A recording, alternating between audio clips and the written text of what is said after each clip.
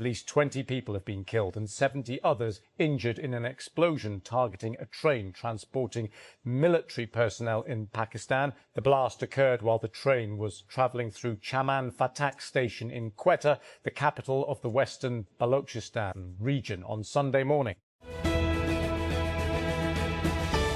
At least 23 people have been killed and 71 injured after a suicide bomb attack near a railway station in the southwestern Pakistani city of Quetta on Sunday as a train was passing through. The militant organisation Baloch Liberation Army, BLA, which demands independence from Pakistan's central government, has claimed responsibility for the attack.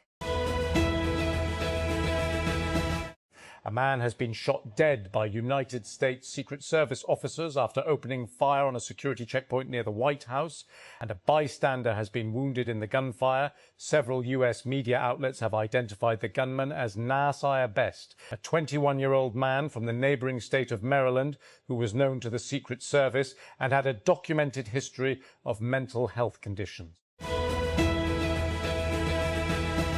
United States President Donald Trump says a possible agreement between Washington and Tehran to end months of war is now largely negotiated, raising hopes that tensions in the region could ease after a flurry of diplomatic overtures involving multiple countries. The proposed Memorandum of Understanding, MU, reportedly includes reopening the Strait of Hormuz as vital shipping lane for crude oil and gas, as well as talks aimed at formally ending the US-Israel war on Iran.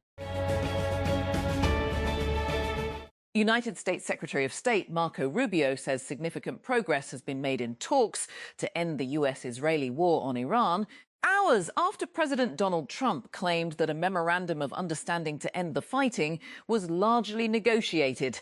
Rubio, who is on his first official visit to India, said on Sunday that the emerging deal would address Trump's concerns about the Strait of Hormuz, which Iran has largely blocked since the US and Israel launched their war on February 28.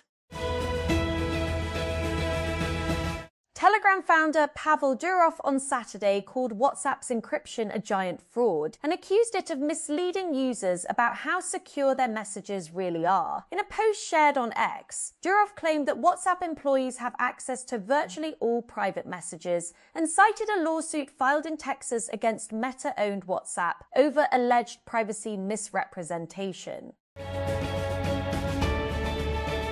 The government of Sindh has issued a corrigendum announcing public holidays for Eid al-Adha across the province. According to the Services General Administration and Coordination Department, 26, 27 and the 28th of May 2026, Tuesday to Thursday, have been declared public holidays for all government offices, autonomous and semi-autonomous bodies, corporations and local councils under the Sindh government. At least 16 people have died of heat stroke in southern India so far this summer, officials said on Sunday, as a heatwave gripped swathes of the country following official health warnings. India is no stranger to scorching summers, but years of scientific research have found climate change is causing heat waves to become longer, more frequent and more intense. A bomb explosion in Quetta, the capital of the southwestern Pakistani province of Balochistan, has killed at least 20 people and wounded more than 50 others. Separatist group Balochistan Liberation Army claimed responsibility for Sunday's blast, which took place when a train was travelling through the city, causing some carriages to overturn and catch fire. Russia has hit Kyiv and its surrounding areas with a large missile and drone attack, killing 4 people and wounding more than 60, Ukrainian authorities say, after Moscow had threatened retaliation for strikes in Russian-occupied eastern Ukraine. The explosions started just after 1 a.m. on Sunday, after might launch by Ukraine's Air Force that Russia might launch, after the warnings a hypersonic Oreshnik ballistic missile. Sayun, Yemen. During the early years of the Yemen war, which broke out in September 2014, food and shelter were relatively adequate in camps hosting many of the country's 4.8 million internally displaced people, IDPs. But nearly 12 years of conflict and growing instability have led to a dire situation inside and outside IDP camps, while the collapse of the Yemeni rial has seen an inflationary spiral, creating the worst food crisis since 2022, with more than half the population experiencing extreme food insecurity. Quetta. At least 14 people were killed and several others were injured after a blast tore through a shuttle train in Quetta on Sunday morning. The Balochistan government said state-run APP, citing railway authorities, said the shuttle train was heading from Quetta cantonment to the railway station when it was targeted near Chaman Fatak shortly after 8 a.m. A man has died after being attacked by a shark off the coast of the northeastern Australian state of Queensland. Police have confirmed emergency services were called to a boat ramp on the Cassowary coast between the cities of Cairns and Townsville just before noon local time on Sunday, following reports of a 39-year-old being attacked while swimming out at a nearby shoal. California Governor Gavin Newsom has declared a state of emergency as crews race to contain a toxic chemical leak at a manufacturing facility in Orange County. A tank containing about 7,000 gallons of methyl methacrylate, a highly volatile and flammable substance used to make plastic, was at risk of failure, officials warned. Thousands of Garden Grove residents are under evacuation orders as a precaution. A man has died after a shark attack off the coast of Queensland in northeast Australia. Police say the man was rushed to shore after being bitten on Sunday near Kennedy Shoal, a shallow reef about 45 kilometres, 28 miles off the coast, a Queensland Police Service spokesperson said. Goma. Democratic Republic of the Congo, attacks on Ebola health facilities are intensifying in the Eastern Democratic Republic of the Congo, DRC, as the World Health Organization warns the outbreak could worsen in the DRC and Uganda on Thursday. The Rwampara Health Centre was stormed by a group of angry residents demanding the bodies of relatives who had died from Ebola, according to local sources. The incident was also confirmed by partners of the Congolese government involved in the response in the area. Rawalpindi, Pakistan. On a cold January morning, Anam Shakur gallops across a field wrapped in a black shawl that billows behind her as she charges forward, a 1.8-metre 6-foot lance gripped tightly in her hand. The 30-year-old has already claimed her first peg. The second lies close ahead. Ukraine's unbeaten heavyweight world champion Oleksandr Usyk has stopped Dutch former kickboxer Rico Verhoeven with 1 second left in the penultimate round of a WBC title fight to avoid one of the greatest boxing upsets of all time. The Glory in Giza fight, held at the Pyramids of Egypt on Saturday, was considered a mismatch, but Verhoeven, whose sole previous in mind-ball boxing fight was 12 years ago, tore up the script in mind-boggling fashion from the opening bell.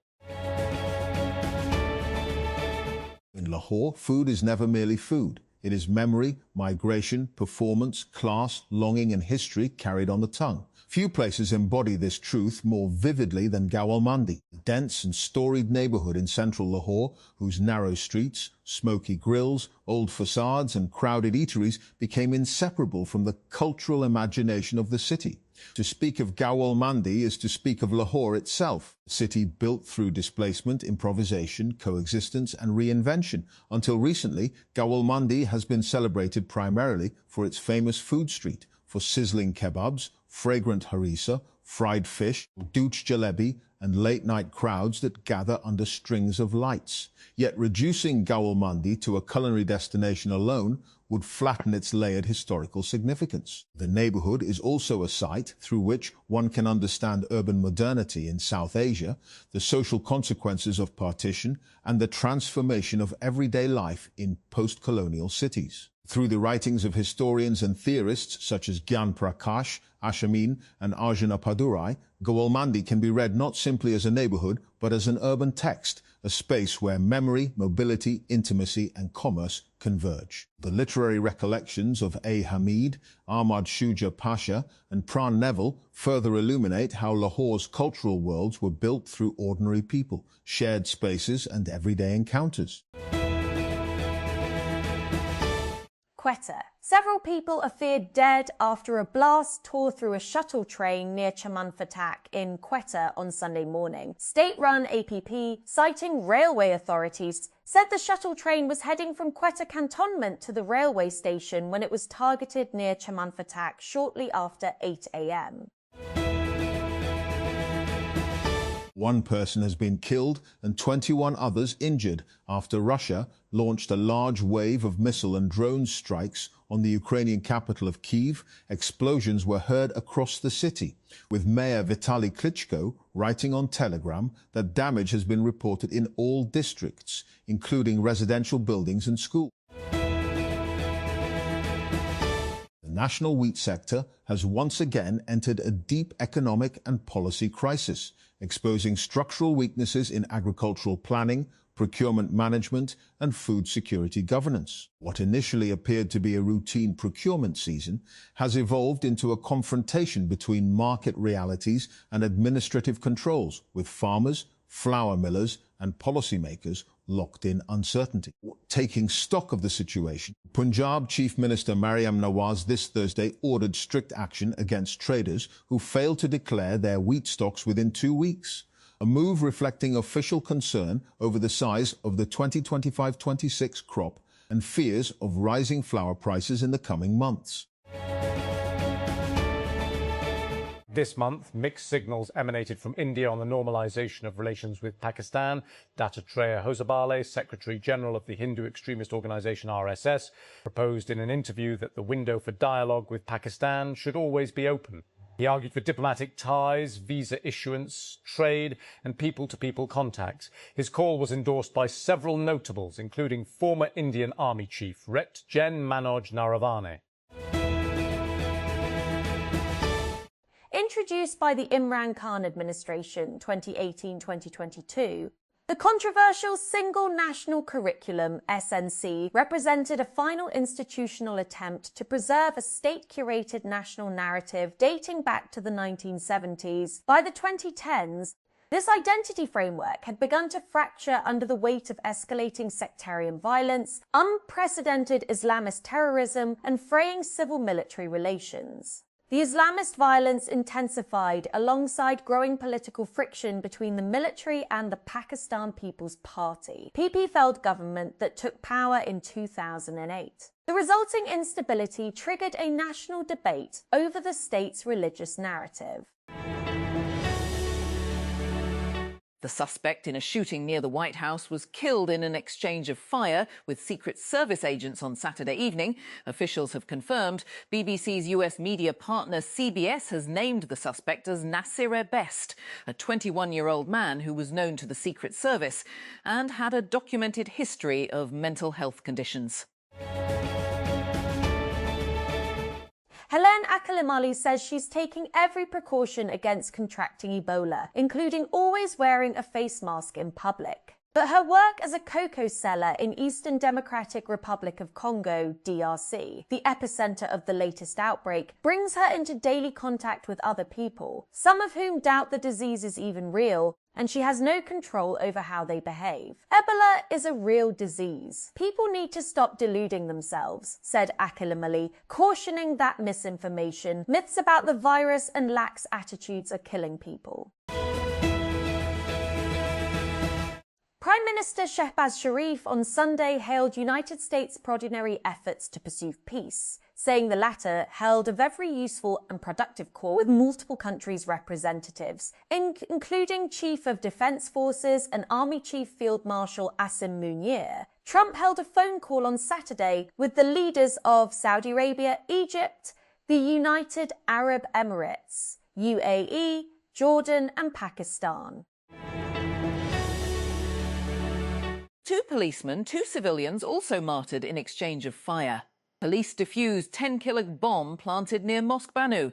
A fierce clash erupted on Saturday between police, a peace committee and terrorists in the Barakzai Akunkul area of Miriam Tehsil in Banu district, leaving at least 25 terrorists dead and several others injured, police said. Prime Minister Shehbaz Sharif on Sunday congratulated United States President Donald Trump on his extraordinary efforts to pursue peace, saying he held a very useful and productive call with the leaders of multiple countries. Trump held a phone call with the leaders of Saudi Arabia, Qatar, Turkey, Egypt, the UAE, Jordan and Pakistan, PM Shehbaz said. Health Ministry directs provinces' border health services to remain on alert. Red Cross announces death of 3 volunteers in DRC. Uganda confirms 3 new cases, bringing total to 5. Viral disease threatens 10 nations, including Kenya and Rwanda, Islamabad. Pakistan has intensified screening measures at airports across the country, along with other precautionary steps amid the recent Ebola virus outbreak in Africa, the Health Ministry said on Saturday, a day after the World Health Organization upgraded the risk assessment for the disease.